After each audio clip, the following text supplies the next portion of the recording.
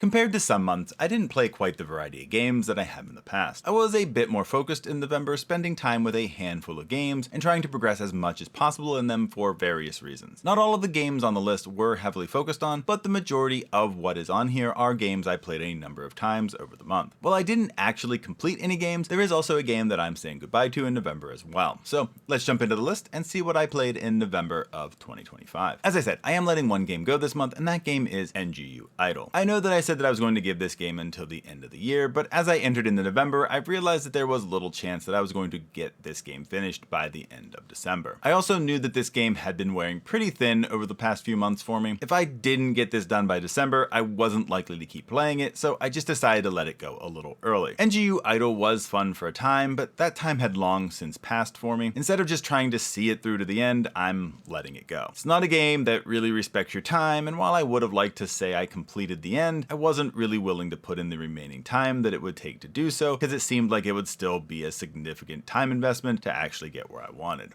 I still have these same two story games as I have the last couple of months. In November, I did try to focus in on these games to see if I could finish either of them up. While I have made some progress in both this month, neither have been completely finished. And I know that I at least have a good amount to go in one of the games. So sadly, neither of these get removed from the list, but hopefully there will be a little change up next month. The first story game is Yakuza 0. At the end of the last month, I progressed far enough into the story to unlock the real estate side quest for Kiryu, and that's what I've been working on for all of November. I have been buying up properties, waiting for the money to come in to buy more properties. You also then have to fight the person who used to control that area at the end, and so it's just been kind of this cycle that I've been going through, and right now I have 4 of the 5 property areas completed, so I'm almost there. So while it's kind of fun, it's also a bit more time consuming than it really needs to be also. While doing all of that, I have been finishing out some other side quests and friendship stories as well, so it's been productive. I feel like Yakuza 0 definitely falls into the trap that so many open world style games do. There is a lot to do on the side, but the main quest would probably go pretty quickly if that's all you focused on. And I'm enjoying all the side content, but I can't help but feel that a lot of it is just kind of a big distraction from some of the other things that are going on in the game. We'll see how the story goes as I progress in it, but it's definitely one of those games that feels like there's a lot more to do on the side than there necessarily is to do for the story, but I could be wrong on that.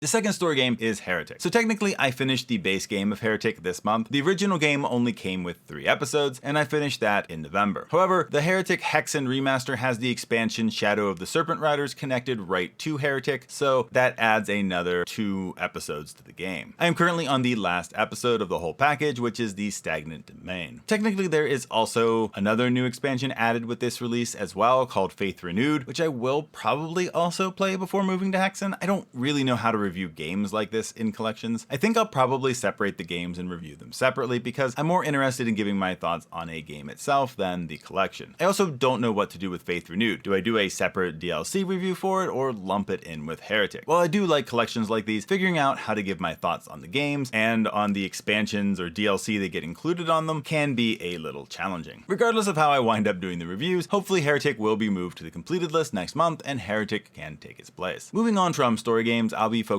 on games that I call endless games. These are games that don't have clear-cut endings. They can be online PvP, arcade, sandbox, creative, simulation, or party games. There are games here that are monthly regulars, and also games that will hop off and on the list depending on the month. This is the shortest my endless list has been for quite some time. It may even be the shortest it's ever been. I didn't really play a wide variety in this category during the month for a couple reasons. One, I was just trying to focus on some of the games here and in other categories a bit more. And 2, we've been pretty busy as a family and haven't had many opportunities to play together many nights this month. The combination of these 2 reasons and the completion of NGU Idle have come together to bring a fairly short list this month. The first endless game is Fortnite. November has been the Simpsons mini season. Overall, I found the season to be fairly enjoyable. There has clearly been a lot of effort put into the map and weapons as the whole island has been redone for the month-long season. Since this season is only a month long, I have been trying to focus in on Fortnite quite a bit to get the battle pass and ranked rewards for the season done. I have been able to complete everything as of this point, so I even have the super levels, which I didn't really care about, but I am pretty much ready to get to the next season, which is good because as of when I'm recording this, that's happening tomorrow. I've been very focused on Fortnite in November to try to do that, and it's really been kind of at times that I don't normally do because, as I said, the family's been busy, so there hasn't been time for us to necessarily play it all together a lot. So it's been more trying to find time that I would normally be doing something else to play Fortnite a little bit more. I am hoping that with the start of Chapter 7 that everything will be good and that Fortnite can continue to innovate and deliver fun experiences. While the Simpsons season has been quite a bit of fun, I felt like Chapter 6 Season 4 went a bit off the rails as a season. Yes, Fortnitemares did do really good in that season, but I felt like the season itself and the theme of the season was kind of weak, and they just kept changing things and taking things out and kind of defanging a lot of the things that they added that I thought were rather fun overall. So yeah, I hope that Fortnite does a little bit better with this next chapter. I guess we'll just have to see on that. Chapter 7 will at least see the start of Winterfest, so even if the chapter gets off to a rough start, there is still that to look forward to at least.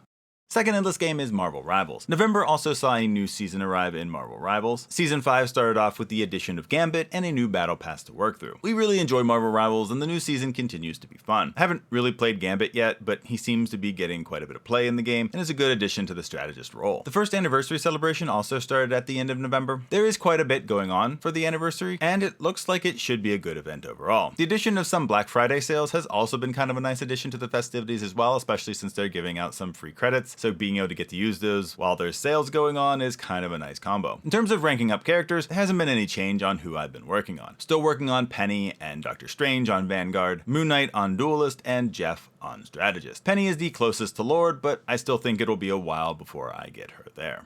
Third in this game is Stardew Valley. I only played my modded farm once this month, but I continue to work on earning money and finding golden walnuts on Ginger Island. I didn't really have any other main goals this month and didn't really make a lot of progress with the one play I did, but I still enjoyed chilling out with some Stardew Valley and progressing what little I did. We played our co-op farm much more than once this month. We're currently in winter of year 2 and I'm trying to max out my last 2 skills, fishing and combat, while also pumping up my friendships with those I don't have complete hearts with. A couple of us were also able to upgrade our houses the second time this month, so we're definitely making some good progress. As always, Stardew Valley is a game I find super enjoyable and always have fun playing with family or on my own.